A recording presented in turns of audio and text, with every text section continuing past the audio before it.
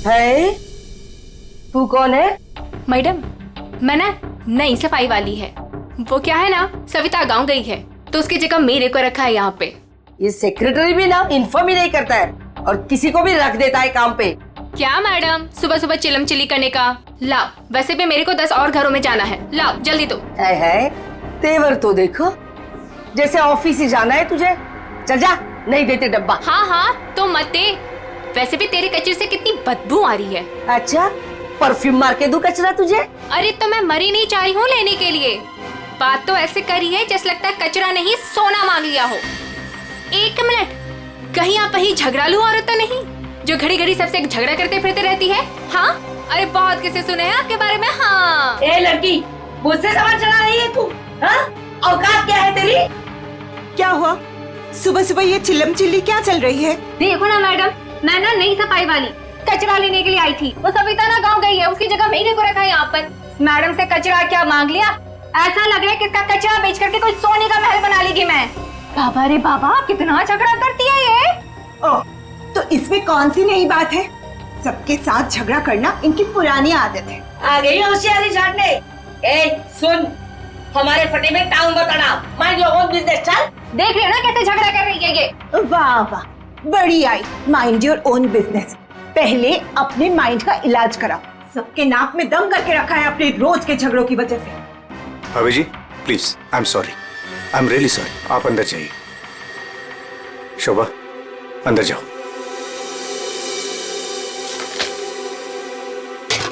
जाओ। खाली लड़ते रहती है, पता नहीं कैसी औरत है आपको बीच में आने के लिए किसने बोला? हाँ, अगर आप बीच में नहीं आते थे ना तो उस रत्ना की बच्ची को देख लेती थी मैं। मुझे अंदर ले आए सो आए, आपने सॉरी बोला उसे? सॉरी बोला? अरे किससे पूछ के सॉरी बोला? हमेशा से गलत काम करते हो, हमेशा से गलत काम करते रहते हो। हाँ हाँ हाँ, सब हमारी गलती है, हमारी गलती है सब। लोग हमसे बात नहीं करते, लोग हमें देख करके दूर भाग जाते हैं, कोई हमें अपने घर में नहीं बुलाते, सब हमारी गलती है। शोभा प्लीज देखो, शोभा इस तरह से बात बात पे लोगों के साथ झगड़ा करना बंद कर दो। देखो शोभा, तुम जानती हो इस वजह से लोग हमारे घर को कितने बदनाम कर चुके हैं, यहाँ तक कि सोसाइटी वाले पुलिस की धमकी दे चुके हैं। अरे वो क्या पुलिस कंप्लेंट करेंगे, मैं खुद पुलिस स्टेशन जाऊंगी और एक एक को ठीक से देख लूंगी। और आप उनकी साइड ले रहे हो? उनकी? आपको अपनी बीवी की कोई फिक्र नहीं है क्या? हाँ, मैं तो हूँ ही ऐसी, झगड़ालू हूँ। मैंने सबकी नींद हराम करके रखी है। और ये बिल्डिंग वाले, ये तो संत महात्मा है ना। बहू, वो लोग भी गलत हो सकते हैं, लेकिन लोगों से बात करने का एक अलग ही तरीका होता है। आइए आइए, पधारिए। अरे मैं तो वही सोच रही थी कि अब तक आप कैसे नहीं पधारी अपने लाडले की तरफदारी करने के लिए। देखिए माँ जी, एक तो वैसे भी इन्होंने आपको मेरे मत्थे मड़ा है, वो भी मुझसे पूछे बिना। मेहमान बनकर आई हो तो मेहमान बनकर रहो घर में। शोभा, माँ से इस तरह से बात नहीं किया करते। तो आप कहो ना अपनी माँ से कि मुझसे बात ही ना करे। अरे पूरा दिन इनकी सेवा करती रहती हूँ, फिर भी ये सब सुनना पड़ता है। बस मॉम बस, सुबह सुबह दिमाग खराब करके रख दिया है। और अब दादी और डैड से कैसे बात कर रहे हो? क्या ये घर दादी का नहीं है? चुप कर, बदतमीज लड़की। बड़ों के बीच में बात करने से अच्छा है कि तुम अपनी पढ़ाई करो। पर तुम कहाँ पढ़ाई करती हो? पूरा दिन इस मोबाइल और लैपटॉप में घुसी रहती हो। ये किसकी फोटो है? कौन है ये लड़का? तेरा बॉयफ्रेंड तो नहीं है? मॉम, जैसे अभी आपने बताया ना कि मैं आपके मामले में इंटरफेयर ना करूं, वैसे आप मेरे मामले में इंटरफेयर ना करें तो अच्छा होगा। बदतमीज लड़की, मुझसे जबान लड़ा रही है तू। बड़ों से बात करने का तमीज नहीं है तुझे?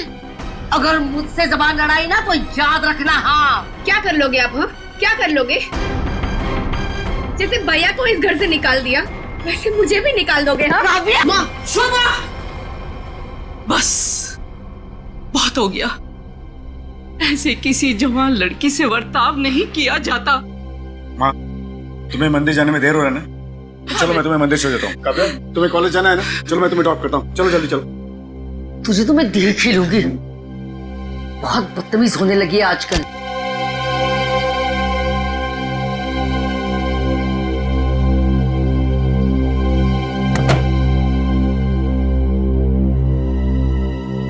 आने दो इस बुढ़िया को मंदिर से, दरवाजा ही नहीं खोलूंगी, देखती हूँ अंदर कैसे आती है।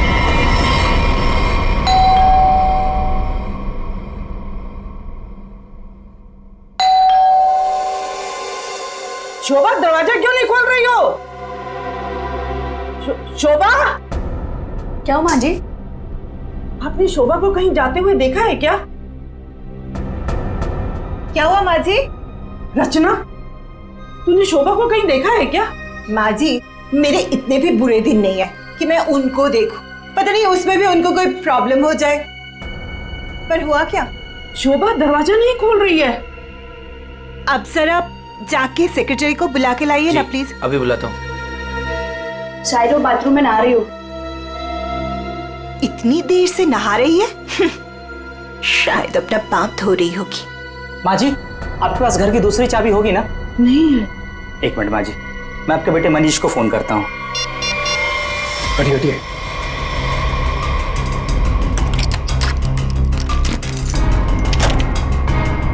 माँ, दरवाजा अंदर से बंद है।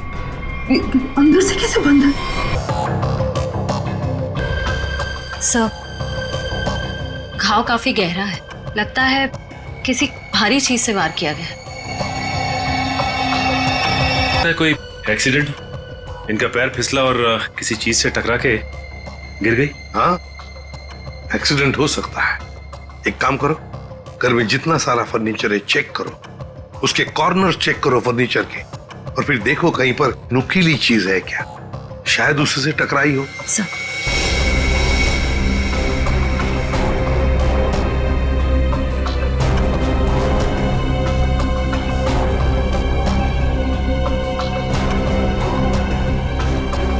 सर। हाँ निखिल। सर, टूटा हुआ बांस और सर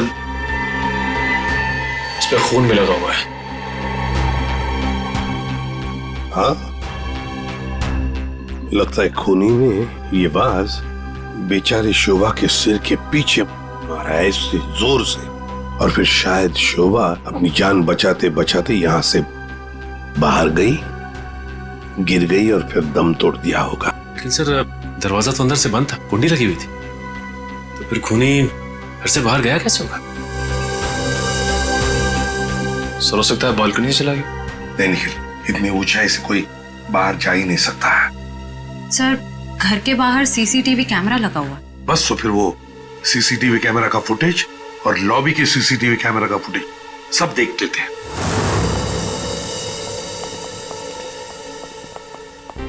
मनीष जी, आज सुबह आप, आपकी माँ और बेटी काव्या जब घर से बाहर गई तब शोभा जिंदा थी, है ना? जी सर। मतलब शोभा जी का कत्ल हुआ सुबह 10:30 बजे के बाद में ही। पर काव्या, तुम 11 बजे कॉलेज से वापस क्यों आ गई थी? देखो, चुप रहने का कोई फायदा नहीं है। हमने लॉबी के सीसीटीवी फुटेज में देख लिया है, तुम ठीक 11 बजे बिल्डिंग में अंदर आई थी। काव्या, तुम कॉलेज नहीं गई? वो मेरा फ्रेंड अश्मित हमारी विंग में रहता है, मैं उसी से मिलने वापस आई थी। अपने बॉयफ्रेंड से मिलने गई उसी वक्त जिस वक्त अपनी माँ का कत्ल हुआ।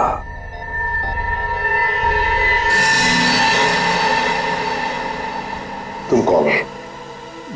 मैं रितेश। रितेश, आपका बेटा? जी सर। पर तुम तो घर छोड़कर चले गए थे। जी, वो मैं घर छोड़कर नहीं गया था, मुझे इनकी पत्नी ने घर से निकाल दिया था। मतलब तुम्हारी माँ ने यही आदर रखते हो अपनी माँ के लिए, यही संस्कार दिया? जब तुम यहाँ रहते नहीं थे तो किस लिए आए थे यहाँ पर? जी, वो मैं किशोर से मिलने आया था। सर, अगर आपने सीसीटीवी फुटेज देखा होगा तो आपने देखा होगा कि मैं अपने डॉग को बाहर घुमाने लेके गया था। क्या बात है किशोर, जब ये रितेश तुम्हारे घर पे तुमसे मिलने आया तो तुम अपने घर से बाहर कुत्ता घुमाने निकल गए? हाँ? सर वो हमेशा आता जाता रहता है, पर इसमें प्रॉब्लम क्या है? प्रॉब्लम है शोभा जी का कत्ल हुआ है, समझे? चलो तुम सबकी बातें मान ली, बच्चे बिल्डिंग में आए अपने दोस्तों से मिलने, मगर घर नहीं गए। बिल्डिंग के अंदर बाहर लोग आते जाते रहे, और शोभा जी के घर के बाहर कोई नहीं आया। काश अगर कोई भी एक भी शोभा जी से मिलने जाता तो शायद आज बेचारी मासूम शोभा बच जाती। सर वो कोई बेचारी औरत नहीं थी, जैसी औरत थी उसके साथ वैसा ही हुआ।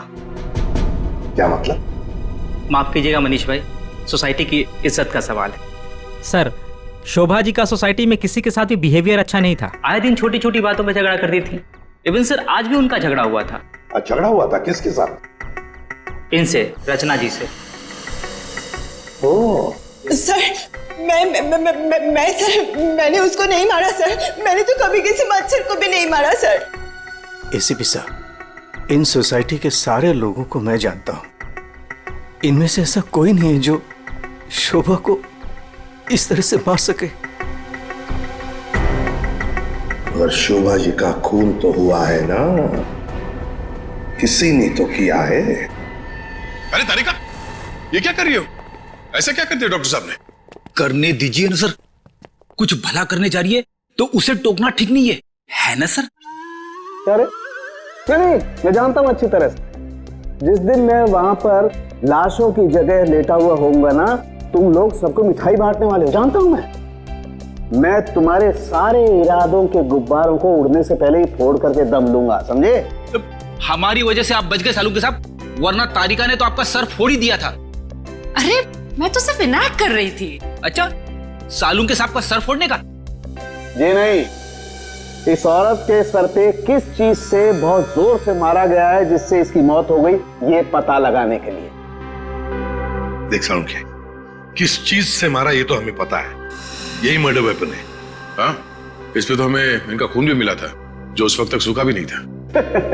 ये लो, बहुत बढ़िया। हाँ? जो भी वहां पर मिला उस पर भरोसा करके आगे सीधे आना, कमाल है, बिना अपना दिमाग लड़ाए। तारिका, कई बार मैं सोचता हूँ अगर हम नहीं होते तो इन लोगों का बेचारों का होता क्या है? ये बात हमें क्राइम सीन पर मिला है। अगर इससे नहीं मारा गया तो फिर इस पर खून कहां से आ गया? क्या अपने आप छल के आ गया है? ये मैं नहीं जानता हूँ, लेकिन हाँ ये मैं जरूर जानता हूँ कि ये मर्डर वेपन नहीं। डॉक्टर साहब, आप इतने कॉन्फिडेंस के साथ कैसे कह सकते हैं? हाँ, अब आए पॉइंट पर। तो सुनो, इस औरत की मौत हुई है खोपड़ी की हड्डी टूट जाने की वजह से, और हड्डी टूटी नहीं, चकनाचूर हो गई। और ऐसा तभी हो सकता है जब जबरदस्त तरीके से इस पर वार किया गया, बहुत ज्यादा इंपैक्ट की जरूरत होती है। और इस बात से कितनी भी जोर से क्यों ना मारा गया, हड्डी इस तरह से चकनाचूर नहीं हो सकती। अगर इनका खून इस वास से नहीं हुआ है तो फिर किस चीज से हुआ है? बहुत भारी चीज से इसके सर पे वार किया गया है। बहुत भारी चीज से? तो फिर सालुंखे, हमें वहां क्राइम सीन पर इसके अलावा और कोई भारी चीज नहीं मिली, समझे? दया, इसके पास और कोई जवाब नहीं है, हमारा टाइम बर्बाद कर रहा है। चलो। एक मिनट, मैं टाइम बर्बाद कर रहा हूँ? हाँ। मैं डॉक्टर सालू के तुम लोगों का टाइम बर्बाद कर रहा है? हाँ। ठीक है, तो मैं खुद वहां क्राइम स्पॉट पे जाकर के ये थ्योरी प्रूव करके दिखाऊंगा बॉस, तब पता लगेगा कौन टाइम बर्बाद कर रहा है, मैं या तुम खुद अपना टाइम बर्बाद करो। तारिका, मेरे बैग। अरे बैग दो ना तुम यार, मैं बताता हूँ इन्हें कौन टाइम बर्बाद कर रहा है। Fast, quick. सब अभी बता दो, मैं टाइम बर्बाद कर रहा हूँ। सालू के साथ तो कोयले के इंजन की तरह धुआं उड़ाते हुए चले गए, गुस्सा हो गए क्या? हाँ, तुम्हारी वजह से। अब आएगा मजा।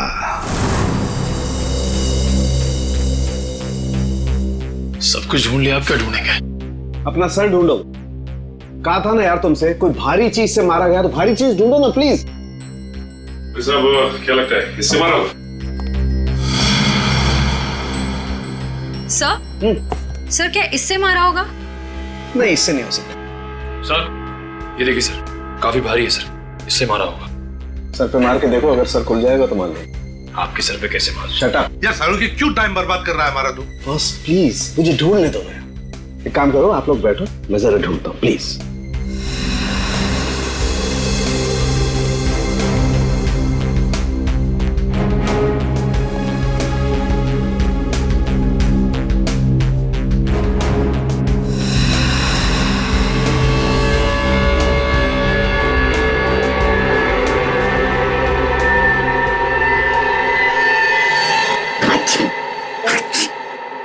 पूरी दुनिया में सर्दी फैलाएगा। ओए, अरे यार क्या हो गया? सर क्या हुआ, आप इतना चीख क्यों रहे हैं? मसाला मसाला मसाला। हाँ सर, चारों तरफ मसाला गिरा हुआ है और यहाँ पे निशान भी है। लगता है मसाला कूटने का खलबट्टा रखा था यहाँ पे। सर बट्टा तो काफी भारी भी होता है। एक काम करो, आसपास जितने भी घर हैं, सारे के सारे घर चेक करो। श्रेया, दादी माँ को लेकर आओ।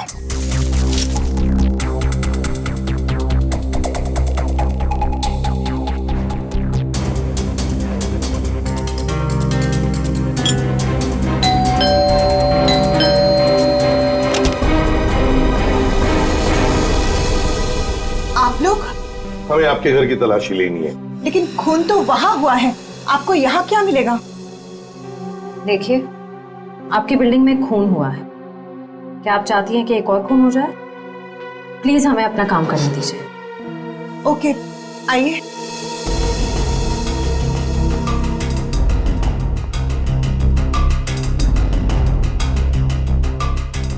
शोभा भी ना मरने के बाद भी मेरे पीछा नहीं छोड़ेगी।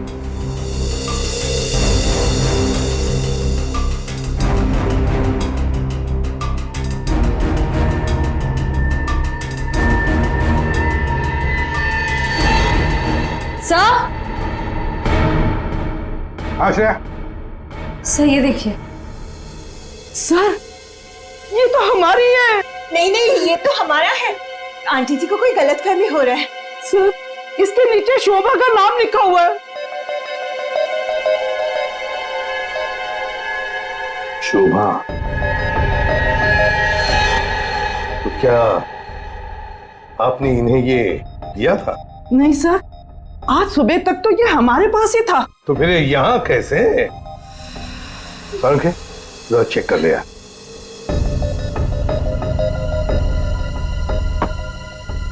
वो क्या है ना सर, मैंने गोलू के पापा को छोले खिलाने का वादा किया था। शोभा जी तो मर ही गई थी, वो इससे क्या करती, इसलिए मैं ये लेके चली आई। मैंने कोई खून नहीं किया सर, मैं सच बोल रही हूँ सर, मैंने कोई खून नहीं किया। बॉस, इन पर तो कहीं भी खून के ट्रेसेस नहीं। खून का निशान नहीं? मतलब ये मर्डर वेपन नहीं है? मुझे लगता है शोभा ही हमें बताएगी कि उसका खून कैसे हुआ है और किसने किया।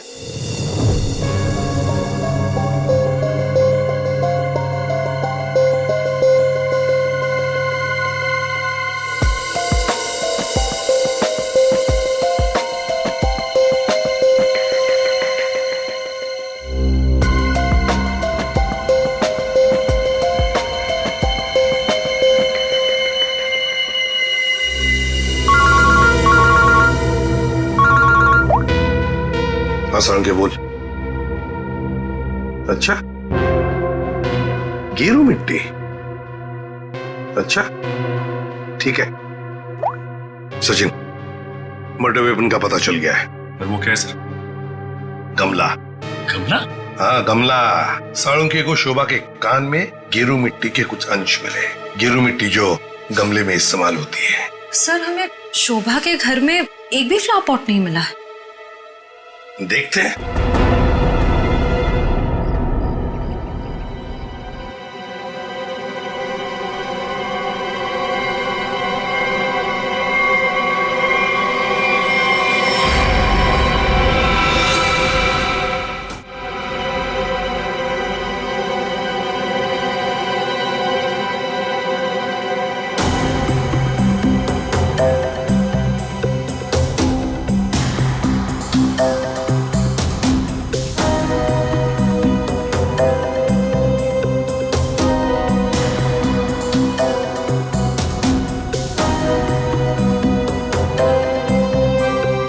गमला यहीं पर गिरा है। पर सर गमला गया कहाँ? हो सकता है किसी ने साफ कर दिया हो ताकि कोई सुराग न बचे, लेकिन मौत हुई है इस गमले की वजह से ही। लेकिन सर ऐसा कैसे हो सकता है? घर के बाहर लगे सीसीटीवी फुटेज में तो हमने किसी को कमरे के अंदर जाते देखा नहीं। तो फिर शोभा जी के सर पे गमला मारा किसने होगा? वही तो समझ में नहीं आ रहा है सचिन कि गमला मारा किसने, और फिर इतने जोर से मारा है कि किसी इंसान की जान ही चली जाए। हाँ सर, सवाल ये भी है कि बंद कमरे से खूनी बाहर गया कैसे? जमीन चीर के या आसमान फाड़ के? जमीन चीर के तो नहीं निखिल, जमीन चीर के नहीं, आया होगा तो आसमान फाड़ के ही। 1 2 3 4 5 6 7 7वें मंजिल पर शोभा जी रहती है, वो रही उसकी बालकनी, और बिल्कुल उसी के ऊपर है 8वें मंजिल की बालकनी। चलो चलकर देखते हैं।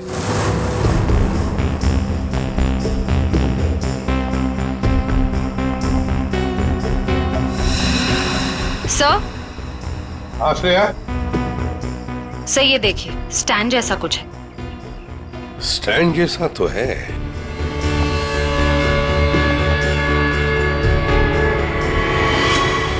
श्रेया, ये गमले का ही स्टैंड है। गमला इसी स्टैंड पर था। ये देखो, यहाँ से गमला यूं धक्का मार के नीचे फेंका गया। ये फ्लैट किसका है? सर किसी एनआरआई का है, और बिल्डिंग का सेक्रेटरी होने के नाते इसकी चाबी सिर्फ मेरे पास ही रहती है। सर क्या हाल फिलहाल में यहाँ पर कोई आया था? मुझे नहीं पता। तुम्हें पता नहीं? तो फिर इसका एक ही मतलब हो सकता है कि जबकि इस फ्लैट की चाबी सिर्फ तुम्हारे पास ही है, तो इस फ्लैट में भी सिर्फ तुम ही आए होंगे। ये क्या कह रहे हैं सर? मेरे कहने का मतलब है कि फ्लैट की चाबी उन्होंने मुझे दी थी। क्या है सर कि सारे एम्प्टी फ्लैट की चाबी ऑफिस के ड्रॉअर में होती है। एजेंट लोग सर कभी भी आते जाते रहते हैं, तो सर मैं 24 घंटे उनके लिए घर पे थोड़ी ना रहूंगा सर। ये खाली फ्लैट्स की चाबियां ऑफिस में रहती है, ये बात सबको पता है? हाँ, हमारे सारे रेजिडेंट्स और सारे कमिटी मेंबर्स को ये बात पता है। हमारे अलावा कोई भी कभी भी ऑफिस जाकर चाबी ले सकता है। वाह, देखा कितने अच्छे सेक्रेटरी है ये सोसाइटी के, जबकि सारी जिम्मेदारी तुम्हारे ऊपर है। फ्लैट के अंदर कोई भी घुस सकता है, कुछ भी कर सकता है। यहाँ तो एक खून हुआ है, खून, समझे? और ये जिम्मेदारी सिर्फ तुम्हारी है। सर खून तो शोभा जी के फ्लैट में हुआ है सर, इससे इस फ्लैट का क्या कनेक्शन हो सकता है सर? जाइए, आप जाइए नीचे और सबको इकट्ठा कीजिए, सारे रेसिडेंट्स को कंपाउंड में। जाइए जल्दी। जी सचिन, ये देखो, हम हैं 8वें मंजिल की बालकनी पर और शोभा जी रहती थी 7वें मंजिल पे। जब शोभा जी वहां अपनी बालकनी से बाहर झुकी होगी किसी काम की वजह से, तब 8वें मंजिल के मतलब यहां से वो गमला शोभा जी के सिर पर मारा गया, ठाम करके ऐसे।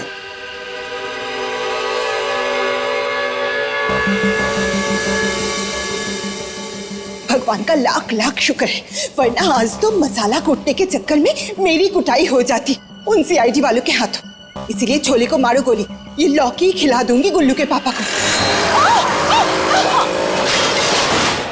ओह गॉड!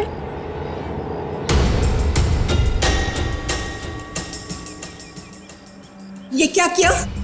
आज तो शायद लौकी भी नसीब में नहीं है। एक्सक्यूज मी, हाँ गलती आपकी है। एक तो आप मेरे बीचों बीच आ गई, उल्टा आप मुझे सुना रही हैं।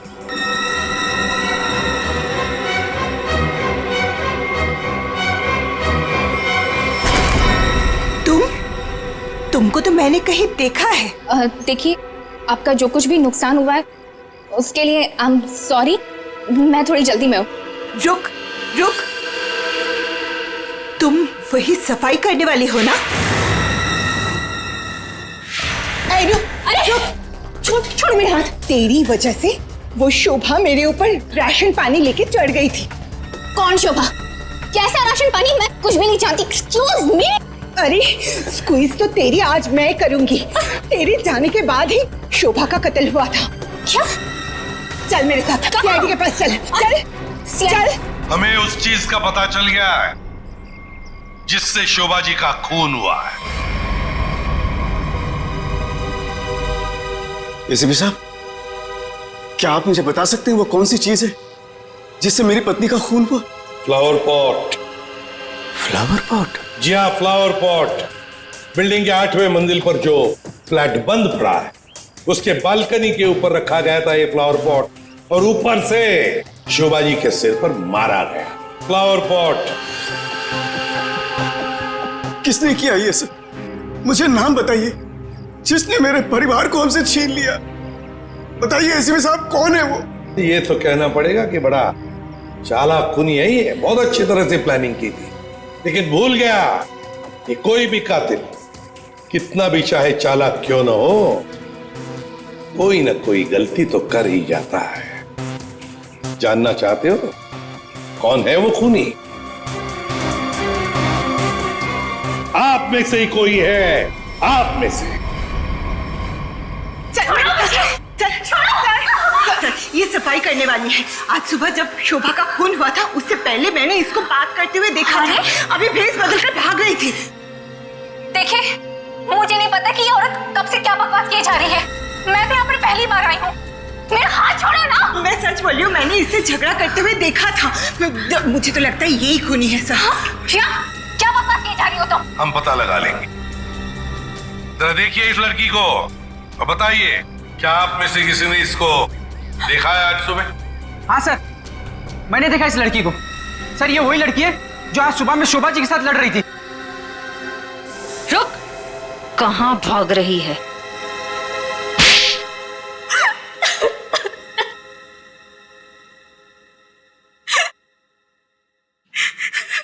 ये सब रोना धोना बंद करो और बताओ कौन कौन है इसके पीछे। तुम्हारे अकेली का काम नहीं है ये, बताओ जल्दी। कौन कौन मिला हुआ है तुम्हारे साथ इस काम में? है? क्यों खून किया शोभा का? खून? नहीं नहीं सर, मैंने कोई खून नहीं किया। मुझे कुछ नहीं पता, मैं सच कह रही हूँ। जमाना बड़ा बदल गया है सर। इतनी महंगी घड़ी और ब्रांडेड चप्पलें पहन के घूम रही है। यहां तो सीआईडी में ईमानदारी से काम करने के बाद पिछले 5 साल में ये वाले जूते पहन पाया हूं मैं। हाँ, सच कह रहे हो फ्रेडी। लेकिन ये है ना, मुखौटा पहनी है सफाई कामगार का, है तो कोई और ही। पूर्वी, ऐसे नहीं बताइए। हाँ, बोल नहीं। प्लीज प्लीज मैम, मुझे मत मारिए। मैं बताती हूँ, मैं सब सच बताती हूँ। दरअसल मेरे पास एक फोन कॉल आया था। कौन लोग थे मुझे नहीं पता, लेकिन वो लोग शोभा से बदला लेना चाहते थे। बदला कैसे लेना है वो सारे इंस्ट्रक्शन मुझे फोन पर बता दिए गए थे। मैंने बस उसे फॉलो किया था और कुछ नहीं किया था, खून नहीं किया था सर। एक अनजान आदमी ने तुम्हें फोन कॉल किया और तुम उसकी मदद करने के लिए तैयार हो गई? हाँ सर। ऐसी क्या दुश्मनी थी तुम्हारी शोभा से? सर, शोभा अच्छी औरत नहीं थी। वो बहुत ही घमंडी और झगड़ालू किस्म की औरत थी। समय एक स्टोर में सेल्स गर्ल का काम किया करती थी। मेरे स्टोर में आई वो एक दिन, नेल पेंट दिखाने के लिए कहा। नेल पेंट का ढक्कन जब मैं खोल रही थी तो सर गलती से वो नेल पेंट की कुछ बूंदें उसके साड़ी के पल्लू पे गिर गई थी सर। उसके बाद उसने जो हंगामा खड़ा किया, मैंने उससे माफी मांगी, मिन्नती की कि प्लीज मुझे माफ कर दीजिए, लेकिन उसने मेरी एक बात भी नहीं मानी। मैनेजर के पास चली गई सर। मैनेजर ने मुझे नौकरी से बाहर निकाल दिया। 2 महीने तक मुझे कहीं कोई नौकरी नहीं मिली। घर का किराया तो दूर, खाने तक को मेरे पास पैसे नहीं थे। मकान मालिक मेरे सिर पर चढ़ करके मुझे परेशान करने लगा, कहा कि निकलो मेरे घर से। सर, उसने मेरी पूरी जिंदगी तबाह कर दी। फिर मैंने ठान लिया था कि उस शोभा से मैं बदला जरूर लूंगी। इसलिए तुमने कानून को अपने हाथ में लेने का फैसला किया है? सर, मैं मानती हूँ कि मुझसे बहुत बड़ी गलती हो गई। प्लीज आप लोग मुझे माफ कर दीजिए, प्लीज। ये लो, सब कुछ मान लिया तो माफी मिल गई? ऐसे लगता है तुम्हें? है? तुम्हारी सजा हम कम कर सकते हैं, मगर एक शर्त पर। हाँ सर, मुझे आप लोगों की सारी शर्त मंजूर है। बताइए मुझे क्या करना होगा। तो ये बताओ कि फोन पे एग्जैक्टली क्या इंस्ट्रक्शन दिए गए थे तुम्हें? मुझे बस वो फ्लावर पॉट गिरने के बाद उसे साफ करने के लिए कहा गया था। वो फ्लावर पॉट जैसे बालकनी से शोभा के सर से टकराकर नीचे गिरा तो मेरे पास उसे झट से साफ करके वहां से मैं निकल गई। बस यही किया था मैंने। वो फ्लावर पॉट किसने फेंका था? Flower pot? नहीं, किसी ने फेंका नहीं था। किसी ने नहीं फेंका? ये कैसे हो सकता है? कोई तो ऊपर था फेंकने वाला। नहीं सर, मैं सच कह रही हूँ, वहाँ पर कोई नहीं था। वो फ्लावर पॉट अपने आप गिरा था। कौन था ऊपर? यकीन कीजिए, मैं क्यों झूठ बोलूंगी आप लोगों से।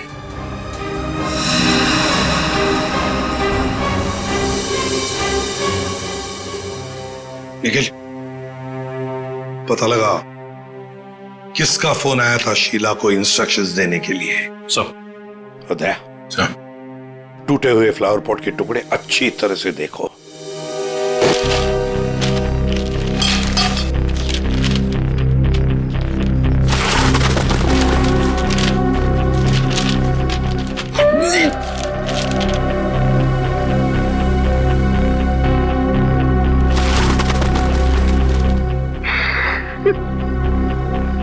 सीआईडी पे इतने साल काम करके यही इज्जत मिली। क्या हुआ पंकज सर? कोई इज्जत चाहिए आपको? नहीं, वो सर, इसमें सिर्फ सड़ा हुआ कचरा है सर, और कुछ भी नहीं है सर। यहाँ पे थोड़ी देर और खड़ा रहा ना तो मैं बदबू के मारे शहीद हो जाऊंगा सर। कुछ नहीं होगा तुम्हें, काम पे ध्यान दो।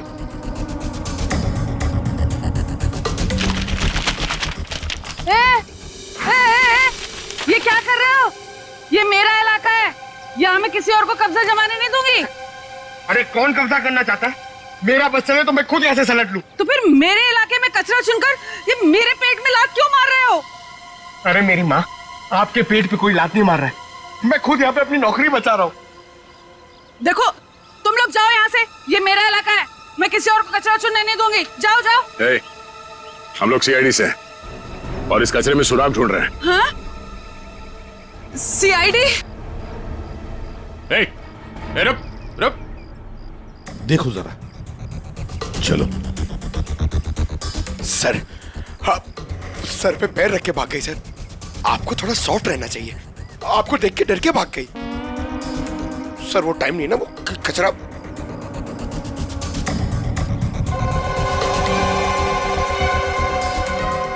सर, हाँ? ये देखिए, ये कुछ गमले के टुकड़े मिले हैं।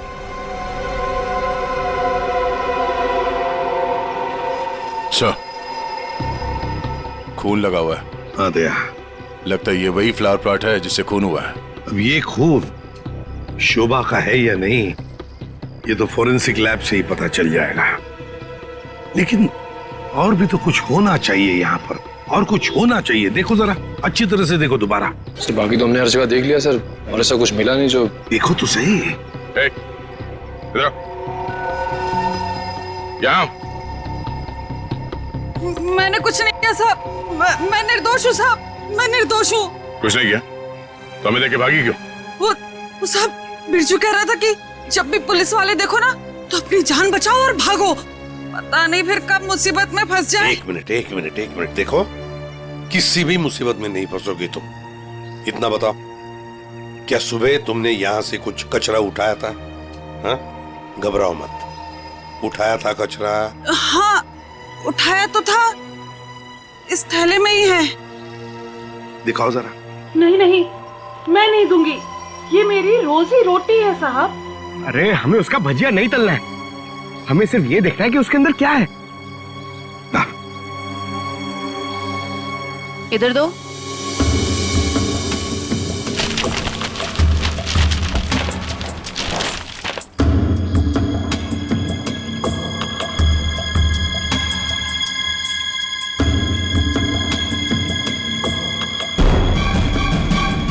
खिलौने का बॉक्स है सर, एड्रेस भी लिखा हुआ है। ओह, तो ये है खूनी।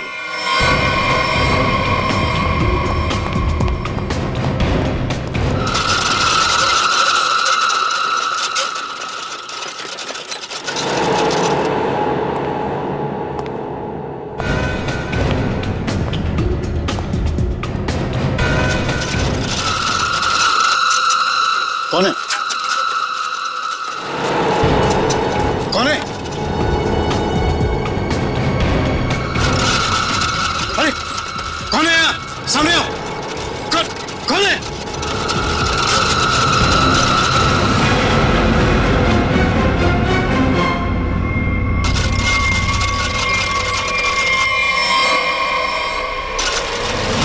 मनीष बाबू,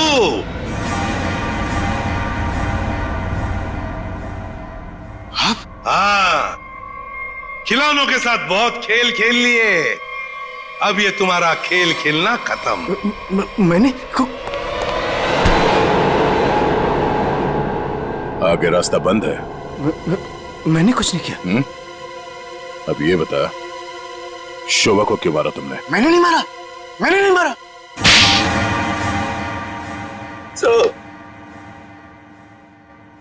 शोभा एक झगड़ालू औरत थी साहब, झगड़ालू औरत। हमेशा गालियां देती थी साहब, हर छोटी मोटी बात पे चिल्लाती थी, भद्दी भद्दी गालियां देती थी। आतंक था साहब उसका एक। हम सबको वो मेंटली टॉर्चर दे रही थी साहब, लेकिन फिर भी हम सबने सहा, हर बात को सहा साहब। जब तक ये बात घर के चार दीवारी तक थी तब तक तो ठीक था, लेकिन धीरे धीरे ये बात साहब घर के चार दीवारी से बाहर निकल के मोहल्ले तक फैल गया। आए दिन लोग पड़ोसी हमारे पास आते थे कंप्लेंट लेकर के, शोभा ने किसी का झगड़ा किया, मारपीट किया। तंग आ चुके थे साहब, हम लोग तंग आ चुके थे। फिर भी हमने शोभा को समझाने की कोशिश की, मगर वो नहीं समझती थी, नहीं समझती थी साहब। हमने तो थक के छोड़ दिया था ये सोचना कि उसे समझाना रोकना हमारे लिए मुमकिन ही नहीं है साहब। बस सिर्फ इसी वजह से तुम लोगों ने उसकी जान ले ली? तो और क्या करता, और क्या करता साहब, बताइए आप मुझे। सोसाइटी वालों ने उसे तंग आकर के हमें नोटिस दिया घर खाली करने के लिए। अगर हम घर खाली नहीं करते इस सूरत में वो हमें पुलिस की धमकी दी। अगर ऐसा था तो डिवोर्स दे देते उसे मारने की क्या जरूरत थी? उसकी भी कोशिश की थी साहब, मैंने, मगर उसने मुझे धमकी दी थी कि अगर मैंने उसे डिवोर्स दिया तो वो मुझे कोर्ट में घसीट के ले जाएगी। मेरे ऊपर डोमेस्टिक वायलेंस का इल्जाम लगाकर वो मेरे ऊपर केस करने वाली थी साहब। मैं मजबूर था, कुछ नहीं कर पाया साहब। रितेश, शोभा तो तुम्हारी माँ थी ना? सर, माँ का प्यार इस दुनिया में सबसे बड़ा प्यार होता है सर, पर वो तो सिर्फ अपने आप से प्यार करती थी सर। उसकी जरूरतें, उसका घमंड सिर्फ उसके लिए ही था सर। इस वजह से जब उसे मेरे और मेरी गर्लफ्रेंड वानी के बारे में पता चला तो उसने इंसल्ट करके मुझे घर से बाहर निकाल दिया सर। और इसलिए जिस माँ ने तुम्हें जन्म दिया उसे ही मौत की नींद सुला दी तुमने, सिर्फ अपने खुशियों के लिए, हाँ? एक दिन रितेश मेरे पास आया एक सुझाव लेकर। उसने कहा कि पापा, अगर हमारी जिंदगी में शांति और चैन चाहिए तो शोभा की जिंदगी खत्म करनी होगी। और इसके लिए तुमने अपने पड़ोसी किशोर और नवीन की मदद ली, जो शोभा के दुश्मन थे उसके बर्ताव की वजह से, हाँ? सिर्फ इनको ही नहीं रहा, इन्होंने बाकी सारे लोगों से भी कांटेक्ट किया जिनका कोई ना कोई झगड़ा था शोभा के साथ। उन सबको अपने प्लान में शामिल कर लिया, शोभा को मारने के प्लान में। शीला के बारे में तुम्हें कैसे पता चला? काव्या ने मुझे बताया उस दिन शीला और शोभा के झगड़े के बारे में, क्योंकि काव्या शोभा के साथ ही स्टोर में गई थी। तो तुम्हारे इस प्लान को अंजाम देने के लिए कोई बाहर वाला चाहिए था, और ये शीला इस काम के लिए एकदम परफेक्ट थी, और इसे शोभा से बदला लेना था, इसलिए ये भी मान गई, हैं? वैसे सारी प्लानिंग की कैसे तुम लोगों ने, बताओ जरा। नवीन ने ऑनलाइन पर ट्रॉली बुक की थी। डिलीवरी होने के बाद वो ट्रॉली और रिमोट वाणी को दिया था। वाणी पेशे से इंजीनियर है साहब। वो ट्रॉली और गमले को किस तरह से रखना है इसकी प्लानिंग उसने नहीं की थी, और फिर वो ट्रॉली और रिमोट लाके किशोर को दे दिया, और फिर काव्या और रितेश ने मिलकर वो गमले और ट्रॉली को ऊपर बैल्कनी में सेट कर दिया। तुम्हें कैसे पता चला कि ये शोभा बालकनी में किस वक्त आने वाली, कितने बजे? साहब, हर रोज सुबह 10 बजे एक भाजी वाला ठेला लेकर के हमारे बिल्डिंग के नीचे आता है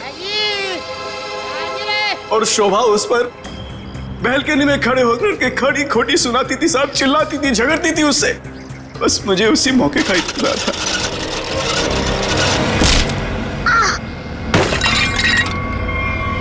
और फिर मैंने मां को फोन किया।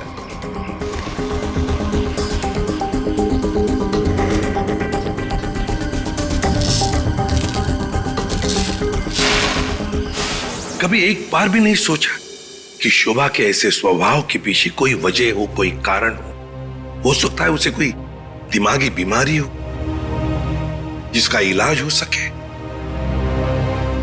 नहीं सोचा।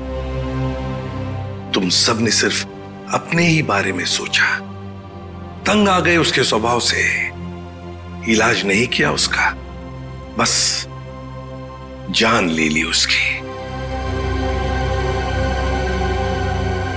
कानून तुम सबको कड़ी से कड़ी सजा देगा।